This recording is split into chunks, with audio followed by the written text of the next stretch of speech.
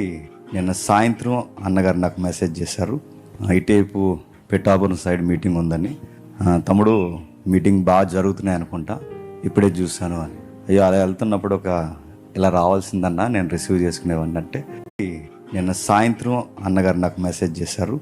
ఇటేపు Pithapuram side meeting ఉందని. తమ్ముడు meeting బాగా జరుగుతున్నాయి అనుకుంటా, ఇప్పుడే చూశాను అని.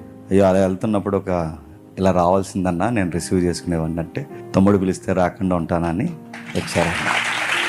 ఒకరోజు నేను ఈ వీడియోస్ చూస్తున్నాను. ఈ కామెంట్లు ఏం పెట్టారని చూసినప్పుడు అసలు ఏమాత్రం మాటకి వందనం లేని ఒక వంకర ఆయన పొగుడుతూ కామెంట్ పెట్టాడు. ఆ కామెంట్ పెట్టింది ఎవరంటే రాధా మనోహర్ దాస్.